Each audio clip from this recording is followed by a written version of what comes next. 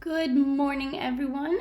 I just want to step you through part 2 of our brainstorming sessions because there are kind of two parts to part 2. So I want to make sure that you understand what you're doing. So on the screen, you see the list of 4 things I came up with in part 1. Okay, the first thing I'm going to do in part 2 is I'm going to rank these options from first, second, third, fourth. What do I think the best options are?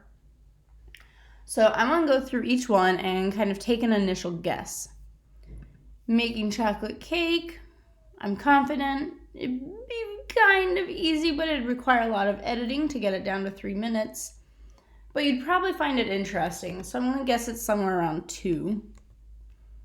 Using a corpus concordancer to analyze language, super easy to video, but you probably don't care to watch it.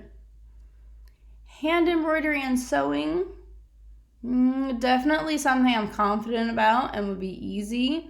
You might find it relatively interesting, we'll see.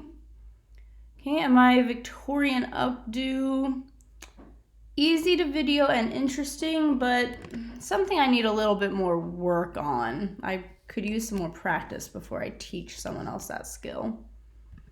So, I had 2 at number 2 I wasn't sure about. Making chocolate cake and hand embroidery and sewing. You know, when I think about these again, I'm going to make hand embroidery and sewing my top choice. I'm not sure that I have all of the ingredients to make my chocolate cake, and I don't want to have to go to the grocery store right now. All right, so now that I have them ranked, I'm going to take my top 2, which were hand embroidery and sewing and making chocolate cake. I'm going to break them down into the different parts that might be in that video. So I might have, I might show you the overall design. A good tutorial will always explain materials needed. So things like a needle, embroidery floss, some kind of fabric. A hoop is nice if you have one. Let's see, what else do I need to do?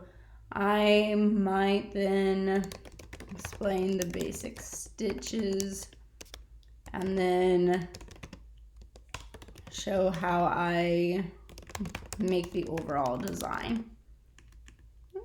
Not too bad, pretty simple, straightforward. If I'm making chocolate cake, a good recipe, I don't know if you've ever noticed this, they usually show you a picture of the finished product first. Usually to make you look at it and say, oh my goodness, that looks delicious, I want to make that. I'm going to list my ingredients, which there's way too many to list there. And I can check my kitchen, see if I have it all and I want to change my mind and do the chocolate cake video instead. I'm going to follow the recipe steps, probably sped up, because again, you only have a 3-minute video. I'm going to have to bake it and frost it. This is what I would turn in for part 2 of my brainstorming sessions for today. So I can see all 4 of your options ranked and how you would break down your top 2. It's not until part 3 when you have to decide for sure which one of those 2 things you're going to make your video on.